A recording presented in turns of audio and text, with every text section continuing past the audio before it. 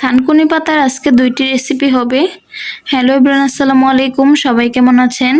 সবাইকে আমার নতুন আরেকটি ভিডিওতে স্বাগত। তো দেখতে পাচ্ছেন এখানে আমি বেশ কিছু থানকুনি পাতা ধুয়ে নিয়েছি। এই পাতাগুলো দিয়ে আমি ২টেই রেসিপি তৈরি করব। একটি হচ্ছে থানকুনি পাতা দিয়ে আলু দিয়ে ঝোল রান্না করব, আর আরেকটি হচ্ছে থানকুনি পাতা ব্লেন্ডারে দিয়ে এরপর পেঁয়াজ মরিচ দিব।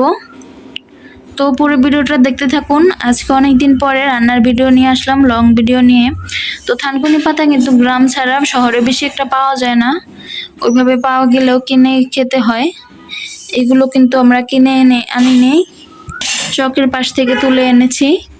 তো অনেকদিন পরে পাতাগুলো দেখলাম, আর এত সুন্দর বড় বড় পাতা পাওয়া যায় না সব জায়গায়।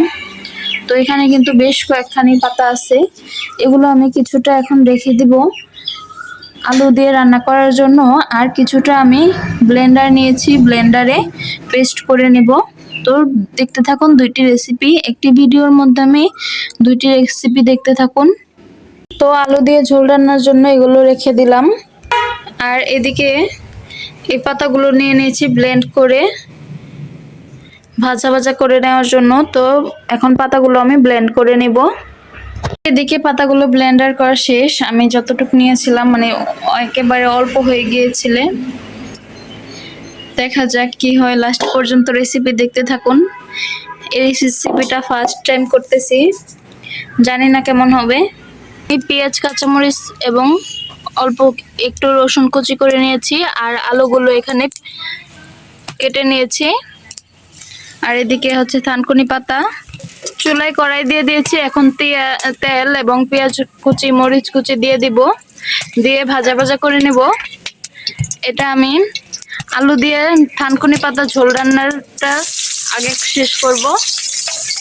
পেঁয়াজগুলো ভাজা ভাজা হলে হলুদ মরিচ দিয়ে এবং লবণ দিয়ে মশলা কষিয়ে নিব। এরপর আমি আলুগুলো দিয়ে দিব। তো এদিকে মশলা কষিয়ে আলুগুলো সিদ্ধ করে নেওয়া হচ্ছে হালকা জল দিয়ে। আর এদিকে আরেক চুলায় কড়াইতে তেল দেওয়া হয়েছে। পেঁয়াজ কুচি, মরিচ কুচি দিয়ে দিয়েছি, পেঁয়াজটা একটু বেশি করে দিয়ে দিয়েছি।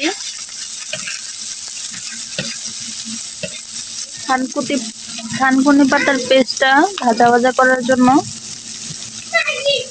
তো এখন পেঁয়াজটা হালকা ভাজা হবে, এরপর আমি লবণ দিয়ে থানকুনি পাতার পেস্টটা দিয়ে দিব। আর এদিকে আলুটা আরেকটু সিদ্ধ করে ঝোল দিয়ে নিব।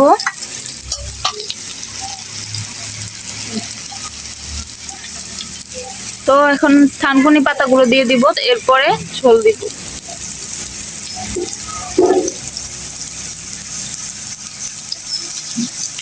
নাড়াচাড়া করে নিব।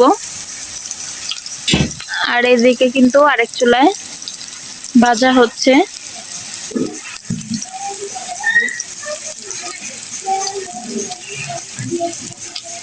পাতার সাথে আলুর সাথে মিশিয়ে এরপরে আমি ঝোল দিয়ে নিব পরিমাণ মতো। পেঁয়াজগুলো ভাজা ভাজা হয়ে গেছে, এখন আমি থানকুনি পাতার পেস্টটা দিয়ে দিব।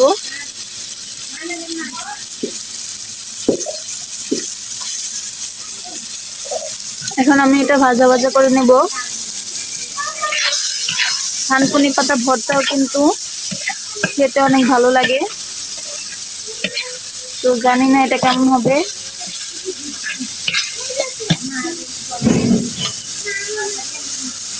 এটাকে একবারে ভাজা ভাজা করে নেব এখন। আর এদিকে